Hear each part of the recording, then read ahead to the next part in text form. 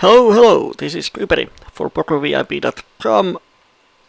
It's PLO office once again, and today I'm going to introduce you the second part of Know Your Enemy series. In the first part, I talk about different kinds of opponents, what are their tendencies, mistakes, how to exploit them, how to spot them on the tables, and how do we make money overall in poker and against those certain types of opponents. So I recommend that you watch the first part and then jump into the second part. Today we're going to use the same opponents, 4 types of opponents. We have loose passive, loose aggressive, tight passive and tight aggressive. 4 basic categories for opponents. And I'm going to show you an example hand where we have the same hand, same flop, same turn, same river against each of those opponents. And let's see how their tendencies affect our decisions. First one is loose passive calling station, and his pre-flop stats are 85-0. And as a quick reminder, it's the best customer we can have, and he doesn't outplay anyone. We make money by value betting, and most of the value comes on the flop. Second most of the value comes on the turn. Usually we don't make money by bluffing. And his mistakes is playing with wide ranges, calling too much, and the way to exploit is to value bet thinly. So let's hop onto the hand. Here we are. So for the sake of clarification, I removed all the other players and it's just a heads up pot hand. In normal table this might be a situation where the opponent is on the small blind or he is on the button and we defend our blinds. Anyway, the situation is that we are out of position and we have the chance to play a heads up pot. Of course, in reality, there would be other players and other actions. It makes things a bit more complicated, but to get started, let's remove all the distraction from the table. And our small blind was the loose passive calling station, VPIP 80. And what happens is that he limps. Now, we have a nice hand, so we are going to bet it pre-flop and he calls. And now when we have to define some ranges for him, let's say he limps 80% of the hands. And he didn't open pre-flop, so we can exclude 5% from his range. Oh, my bad. Let's see the flop, and flop is nice for us. We hit top pair and wrap. Now the first question is, should we c-bet or not? And if you remember, we get most value on the flop. This is where his calling range is the widest. He's going to call us with almost anything. So we're definitely going to bet, and we bet 450. So 3/4 of the pot. We can even use $5 or even a pot size bet if we have reason to believe that he's going to call us with almost anything. But let's say he's going to peel us with any 6, any jack or better, which means pocket queens, pocket aces, any king, any 2-pair, any set. He's going to call with any flush draw. He's going to call probably with any kind of gut shot, which is 10-9 plus. He's going to call us with any kind of straight draw, which is queen 10 plus. And not sure if he would peel us with some kind of backdoors. I would assume that most calling stations don't really understand the concept of backdoors, but they will call the flop with anything. And we can see that his calling range on the flop is actually 83% of his pre-flop hand. So when we bet, we're going to get call from him over 80% of the time, assuming these ranges, which is quite high. We don't have folding equity, but we don't want it. That's why we are betting for value. And he's a nice one. He calls, and turn is 5 of spades. Another question, c-bet or not? And we are 60-40 favorite versus his calling range. I would definitely c-bet. And when he calls, now he might have the same but he might have picked up some backdoor straight draws, but they are all in the flop range. He's going to call with a lot of these hands, probably not a 6. So now his range is Jack plus. It's still any flush draw. It's, well, probably not a cut shot, so I would say it's 3-4 plus. So any open-ender or better. So that's reasonable calling range. Made hands from Jack plus, any kind of double cutter or open-ender or better, all the wraps are included, or any kind of flush draw. And we river the nuts. And now the question is, c-bet or not? If you remember my previous video about basic river model, then this would be a quite easy value bet. But now the question is how much? Let's assume that he's going to call us, of course, with straights. If he has a straight, 7-8 or queen 10, then we can value bet a lot, because he's never folding. But if he doesn't have a straight, then what's left is sets 2 pairs that he might bluff catch the river. So let's say he calls with any 2 pairs or set. Now we can see that he has a straight of less than 1 out of 5 times, but half of the time he has 2 pairs or set. And now our bet sizing should be aimed towards this range. The higher we bet, then the stronger hand he needs for calling. If we pot here, he's probably not calling with 6-9 or that type of hand. But if we bet 22, we might get a call from wider range. And again, this depends on how much we have information on the opponent or any information about his calling tendencies. If we know that he's never folding 2 pairs or better, then we should bet big. But without that information, slightly over half of the pot is good amount to get a call from the 2 pairs often enough. And our next opponent is our friend who is aggressive maniac, 80, 50, 30 preflop stats, playing a lot of hands, opening a lot of them, 3-betting a ton. Hardest opponent of often, if we play honestly, we will be run over and patience pays off. We have to trust our game plan. Familiar stuff from last video.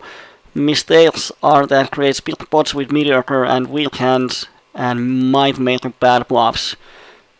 Way to exploit is to push preflop equity if possible, small play and trap, and don't be afraid to stack off when ahead.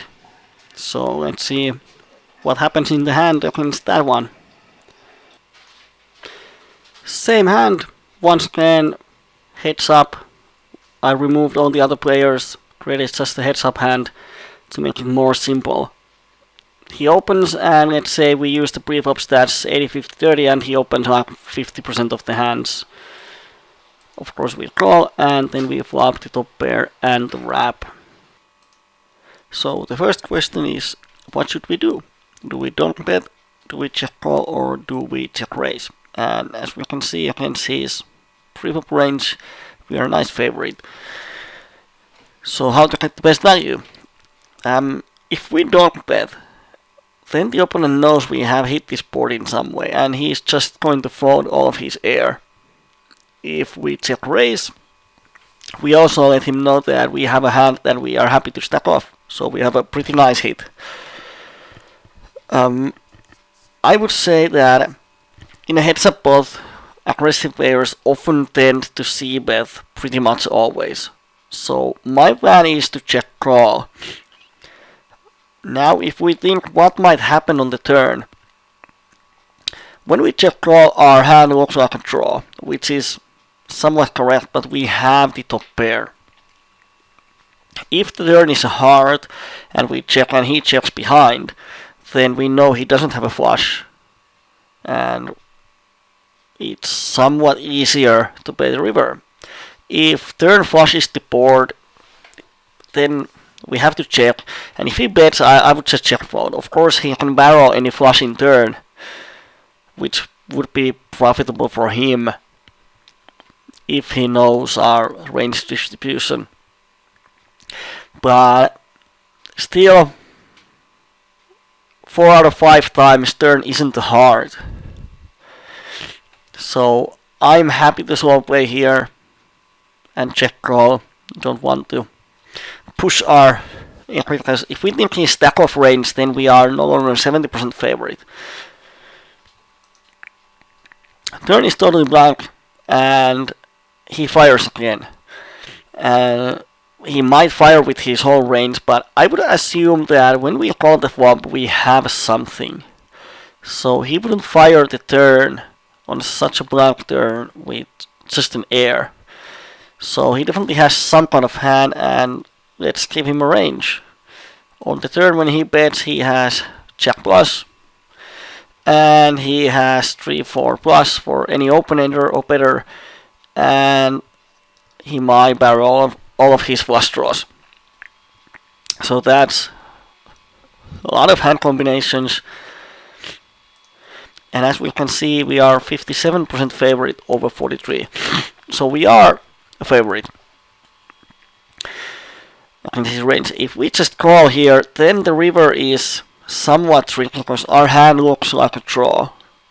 So even if we hit some of our draws, ace, king, 10, all of those give us, ace, queen, 10 gives us a straight, 9 gives us a straight. It's really hard to get value. And as we are ahead of his range and we have 14 equity versus some flush draws, some jack XXS hands, and so on, we definitely have 14 equity. I like to check raise here. Of course, if he has a queen jack, then we are no longer favorite. If he has any two pairs, we are not crushing him. If he has a set, then we have to draw for the straight. But it's nice to make him fold 43% of his equity. If he folds here a lot, and if he shoves, then we stack off. But if he calls, now he caps his range. So we know he probably doesn't have a king jack or better.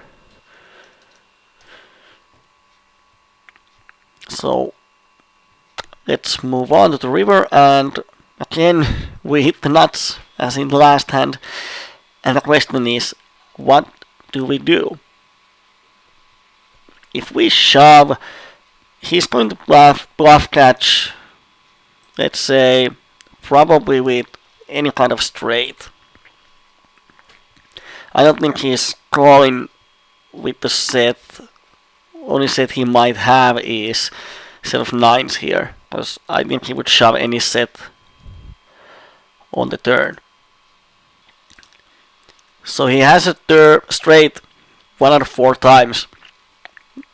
If he has 7-8, he might bet it $46 left in the pot of over 100, or he might check it. I would assume that aggressive player tries to get value from the set, because if we think what our hand looks like, we check on the flop and check raise blank turn. Pretty standard line for a set against aggressive player or king jack type of hand. So if he thinks we have a set, he would value bet 7-8. But if we shove here, he's folding everything else than the straight. So we don't get any value. And if he has a straight, we can stack him off anyway. So definitely the best action here is to check and give him an opportunity to represent the straight and make a bad bluff. As said earlier, it's important to give our opponents a chance to make a mistake. And as one mistake that these aggressive players do is to make bad bluffs, here is a situation that give him a bluffing chance. Let's move on to the next one. Tight passive, so-called nits, and our example super nit of PLO 8, 5, and 2. There are some players like this at micros. This is the worst customer we can have. It's hard to get value from, and they are kind of harmless, but they take up a seat. Their mistakes are folding a lot doesn't want to play a big pot without the nuts. And way to exploit is to steal a lot pre-flop, bluff, post-flop. Against the nits we don't make money at showdowns. Hand is the same, ace, king, queen then, surprise, surprise. And this time we are up against the nit, which min opens. Now, of course we are never folding, but do we want to 3-bet or do we want to call? Our opponent was 8, 5 and deuce. Now, I would assume that here in position he opens 10%, might be more, but often those nits don't really have positional ranges, because the range they are playing, and especially the opening range, is so tight that they open the same hands from all positions. 3-betting would be quite bad because his range is just crushing us. Well, not crushing, but he has a lot of aces, kings and other Broadway hands. So I give him 10% pre-flop range. Calling is superior. And we hit the top pair and the wrap. Now the question is, do we want to donk bet for value or do we want to wait for him to possibly c-bet or to check? And I would say that if we donk bet here, his calling range is probably, I would say, ace king plus. Or well, let's say his calling range is wider, but this is his c-betting range.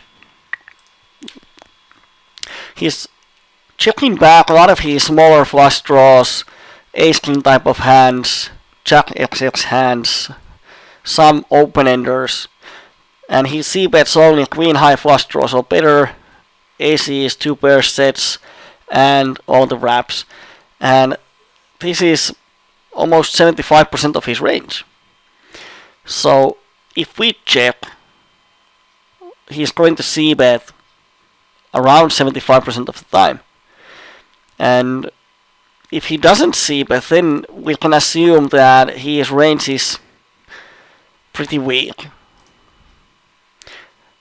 If we donk bet here, we can easily see what he does. If he raises, then his range is super strong. And if he calls, then he has something. And he's going to fold a lot of his weaker hands here, which he might check back. So one option is to check and see if he c-bet check call, but the problem is that his c-betting range is ahead of us and it's really hard to get value if we hit something. So I think donking here is nice, make him fold a lot of his hands. Let's say he calls with queen high flush draw plus, and then he calls with king, which has at least a cut shot in it.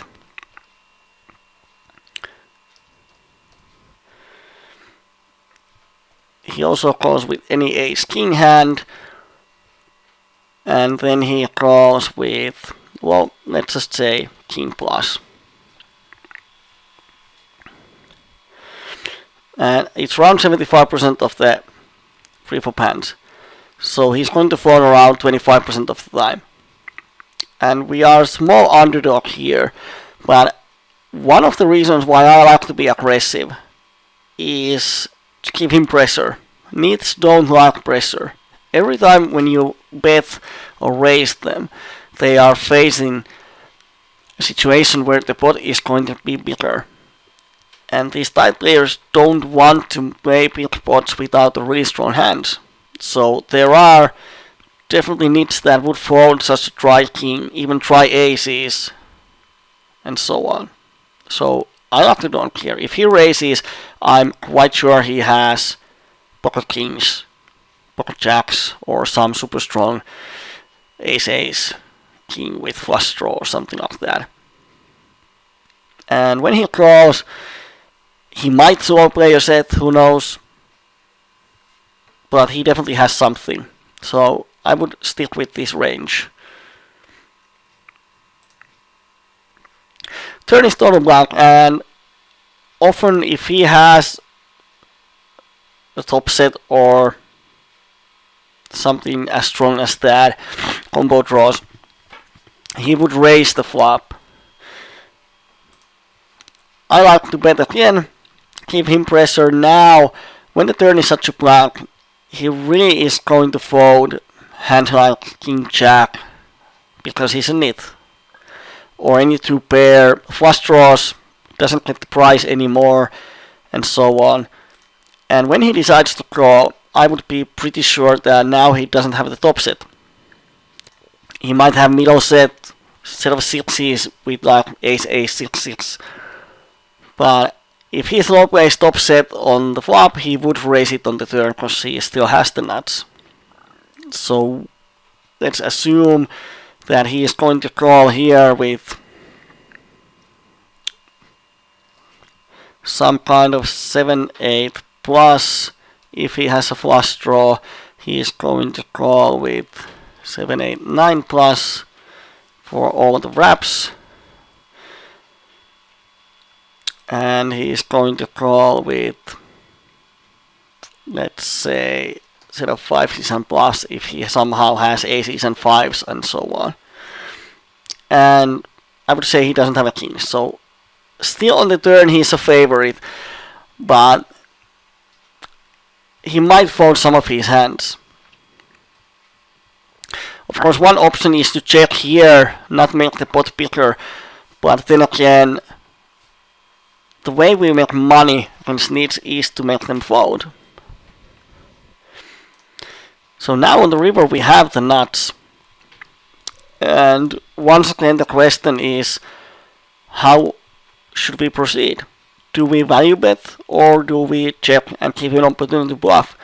And as he's a nit, he's not going to bluff. If we don't have a information that he likes to bluff his misdraws against nits, I would always see bet here.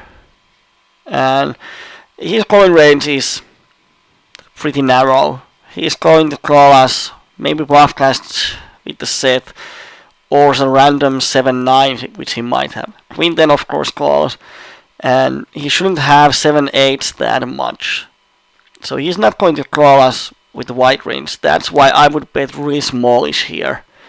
And definitely under a pot size bet. $11 is my decision here, just to get some calls from him. Let's assume that this river is something totally different. Let's give it 2 of hearts. And now we want to know, do we barrel the river or not? And we want to know how often he has a flush draw or flush on the river. And he actually has 46% of the time a flush, which is quite high. But let's assume that we use the same bet sizing. Now we are betting 11 in the pot of 25. We have to be right around 1 out of 3 times, and if he folds half of his range, 50%, then we make profit. So against nits, I would barrel all the flushing rivers. If the board pairs the 6 or 5, I would definitely, well, then it's an easier check, or I might barrel to get a fold from aces, maybe some King Jack, which thinks that is not good enough. They don't like to hero close the river. So against nits, especially when we have a hand that has a lot of equity, a lot of outs, we have some made hand, or more so we have blocker to the king to block some of his stronger hands, and we can barrel some flushing turns or rivers. I like to be aggressive instead of just check calling and taking the hand to showdown and see who hits it or not when he has over 50% equity with his range. Last one is the trickiest one, our tight aggressive or so-called regular, which is often closest to the level of us, hardest one to have an edge on, and one of the few players that gets better over time. Mistakes and exploit is not that easy. You have to find nicks and exploit them as long as you can. And you play the most hands with them, so make sure you study how they play. Same hand, different opponent. We have the tight aggressive regular here, opening from the bottom. Let's remove those earlier stuffies or not yet important. He opens the button, let's say he was our 2015 7 player, opens 30%, and we decide to call. 3-betting might be an option, but when we have king queen of spades, I like calling more. Let's hit the flop, we hit top pair and the wrap as usual. And now the question is how to proceed in a vacuum against somewhat unknown regular. Donk betting is one option, but the problem with donk betting is it's really hard to be balanced. When you donk bet, you isolate yourself against the strong part of his range. If he continues, he has something, so you don't get any value from his air. And with check calling, check raising, we keep his range as wide as possible, especially in heads-up pots. So I like to start with checking, and he makes a c-bet, and instead of check calling and turning my hand somewhat face up that I have a draw, I like to check raise here. Let's create some immediate folding equity. We have just a top pair with the wrap on a flushing board, so we don't really want to play against thinking player out of position with the draw with a line that actually looks a lot like draw.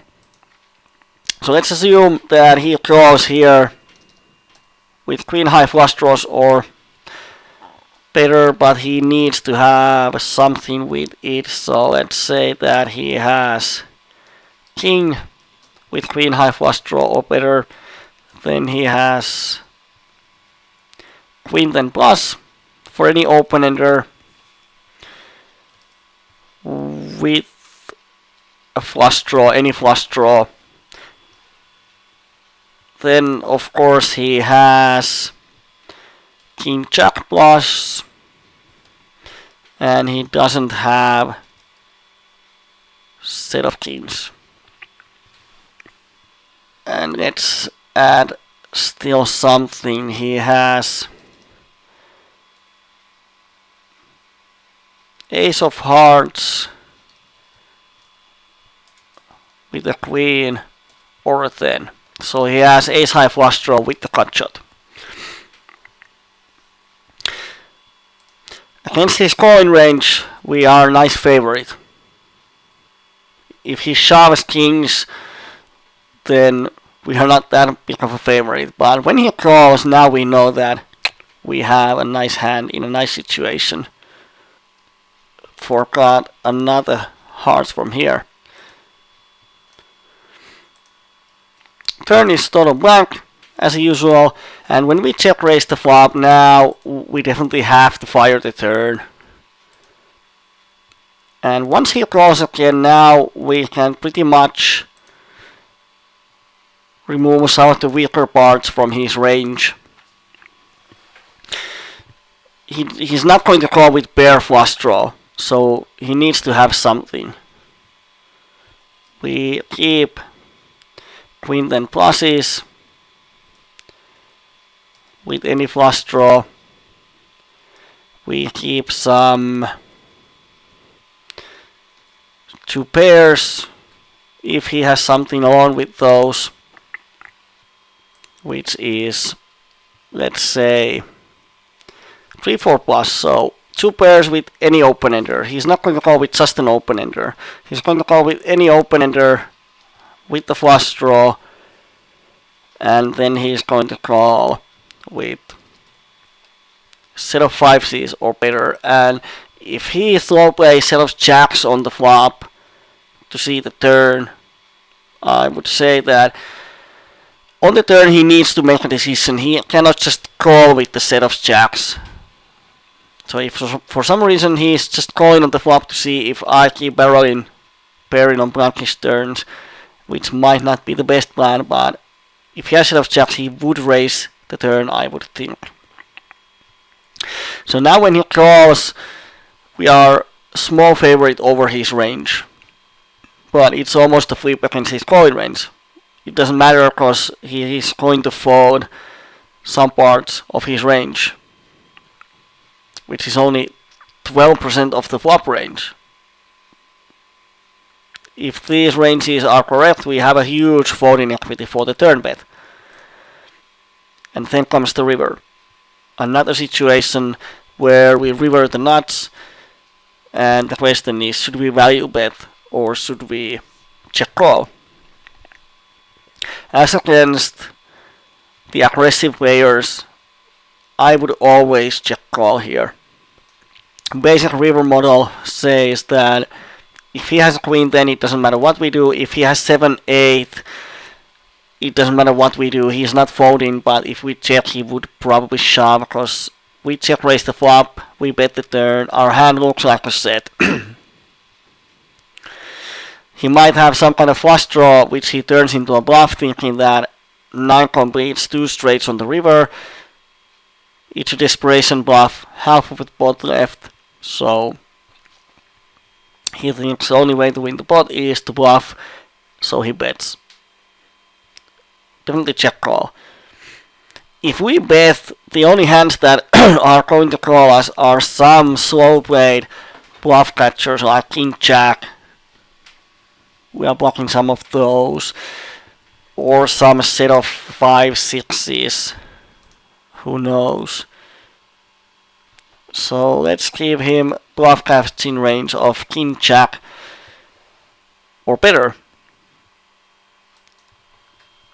And first we just remove those straights from the range, because we are not interested in the situations when he's going to have the straight. So he has a King Jack or some set of 5-6s or random set of 9s only 20% of the time. So 1 out of 5 times he has a hand that might bluff catch us. And 50% of the time he has a straight. By checking, we get value from the 30% of his air. Or at least we have a chance to get value. If this King Jack was more than the air, which is 1 pair and worse hands, let's say King Jack is 40% and air is only 10%, then he has a straight or bluff catching hand 90% of the time, which means that we have to bet. We have to shove here. But now when he has more air than bluff catching hands, it's better to check. When we have information on our opponent with the HUD, we can adjust, we can change our bet sizings, we can change our actions if we have a read on our opponents, or whatever we want to do. These tight aggressive players are the hardest opponents because they think, so you have to think more. You have to think one step higher to exploit them. But this is often standard line. I like to have nice and wide check raising range on the flop. If you check raise only really strong hands like the nuts or super combo draws on the flop, it's quite easy to play against your check raises. But when you add some draws to your check raise range, on certain boards, try boards, you add some bluffs with blockers or even with air, it's harder for an opponent to know what you are doing. And the more they have to guess, the more they are prone to make mistakes. What I used in this video for the ranges is of course debatable. You can estimate that some of the flop, turn, pre-flop ranges are not the same. I wasn't trying to be perfect. It's just an example to show you how to use poker choose to figure out the different spots. With poker choose, you can also see that if we change the preflop ranges, how does it affect the river range distributions and so on. I hope you enjoyed the video. Same spot against 4 different players, 4 different lines, 4 different reasoning for our decisions. If you want to make money, especially at the lower stage where there are a lot of different types of player and the rate is pretty high, you have to increase your edge over your opponents. And one way to increase your edge is to have a solid game plan for different kinds of opponents. If you play the same ABC poker against each of your opponents, then you are giving up the value against a lot of them. Like here, if you do the same standard line, which was against tight aggressive, against all the 3 other opponents, you miss value. So always adjust and play your opponents. That's what poker is all about. My name was Kyyberi. This video was brought to you by PokerVIP.com. I hope you enjoyed this format. Let me know what you thought about it. And I'll see you next time with the next video. Have fun and bye bye.